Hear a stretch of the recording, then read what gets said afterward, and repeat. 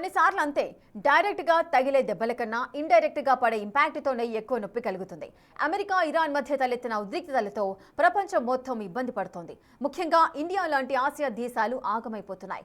Persian Gulf నుంచి వచ్చే crude oil దిగుమతులపై ఆధారపడకపోయి ఉంటే పరిస్థితి వేరేలా ఉండదు. కానీ మన పరిస్థితి అలా లేదు. హర్ముజ్ బ్లాక్ అయితే షాక్ ఏ స్థాయిలో ఉంటుంది?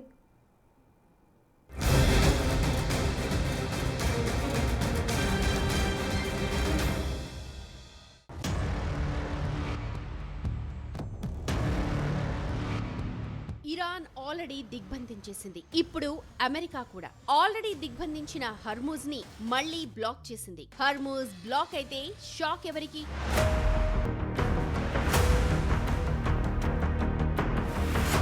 అమెరికా ఇరాన్ మధ్య నెలకొన్న ఉద్రిక్తతలు ప్రపంచ దేశాల్లో ఆందోళన రేకెత్తిస్తున్నాయి. యుద్ధం అక్కడ జరిగితే దాని సెగ మన దేశం దాకా తాకుతోంది.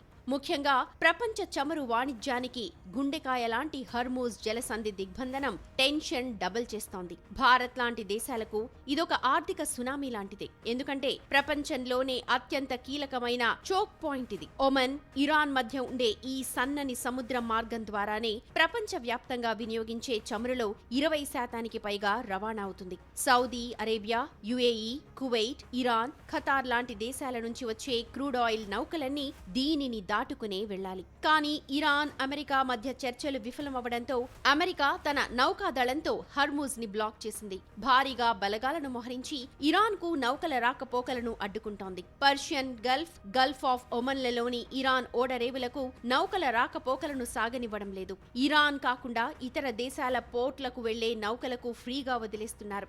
ఈ పరిణామాలతో ఇంటర్నేషనల్ మార్కెట్లో ఇప్పటికే భగ్గుమంటోన్న చమురు ధరలు మరింత పెరిగే ముప్పు కూడా పెరిగింది.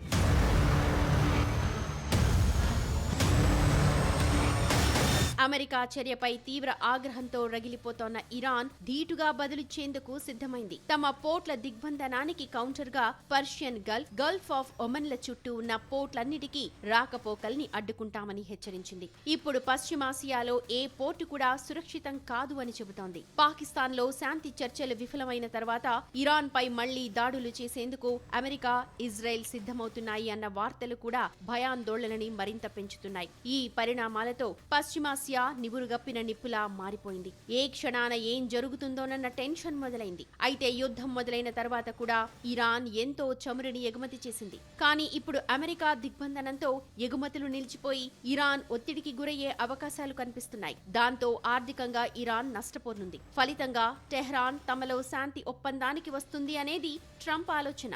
కానీ ఇటు ఇరాన్, అటు అమెరికా దిగ్బంధనంతో అంతర్జాతీయంగా చమురు ధరలు మరింత పెరిగే ముప్పుంది. దీనివల్ల ట్రంప్ పైన ప్రెషర్ పెరగొచ్చు. బ్రెంట్ క్రూడ్ ఆయిల్ ధర ఒక్క రోజులోనే 7% పెరిగింది. హర్మూజ్ లో నౌకల రాకపోకలు సాఫీగా సాగిపోయే వరకు రేట్లు పెరుగుతూనే ఉంటాయి అన్న హెచ్చరికలు వినిపిస్తున్నాయి.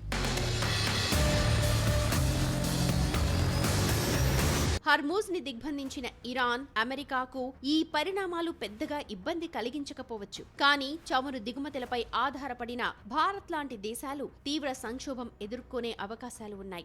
భారత్ చమురు అవసరాలలో 80% పైగా దిగుమతులపైనే ఆధారపడుతుంది. అందులోనూ ఎక్కువ భాగం మిడిల్ ఈస్ట్ నుంచే వస్తుంది. హర్మూజ్ బ్లాక్ అయితే మనకు చమురు సప్లై నిలిచిపోతుంది. ఇప్పటికిప్పుడు ఆల్టర్నేట్ మార్గాలు వెతుక్కోవడం ఈజీ కాదు. పైగా సప్లై తగ్గితే అంతర్జాతీయ మార్కెట్లో బ్యారెల్ ధర అమాంతం పెరిగిపోతుంది. చమురు ధరలో $1 పెరిగినా అది ఇండియా కరెంట్ అకౌంట్ లోటుపై వందల కోట్ల భారాన్ని మోపుతుంది. చమురు దిగుమతుల కోసం మనం డాలర్లలో చెల్లించాలి. క్రూడ్ ధర పెరిగితే డాలర్లకు డిమాండ్ పెరిగి రూపాయి విలువ పడిపోతుంది. ఫలితంగా పెట్రోల్, డీజిల్ ధరలు పెరిగే అవకాశం ఉంది. అదే జరిగితే నిత్యావసర వస్తువుల ధరలు ఆకాశాన్ని తాకుతాయి. ఇది కేవలం వాహనదారుల సమస్య మాత్రమే కాదు, ప్రతి సామాన్యుడి జేబుకు చిల్లుపడే వ్యవహారం. భారత్ దగ్గరున్న చమురు నిల్వలు కొద్ది రోజుల అవసరాలకే సరిపోతాయి. హర్మూజ్ కనుక నెలల తరబడి బ్లాక్ అయితే మన నిల్వలు ఏమాత్రం సరిపోవు. అప్పుడు భారత్లో సంక్షోభం తలెత్తే ప్రమాదం ఉంది.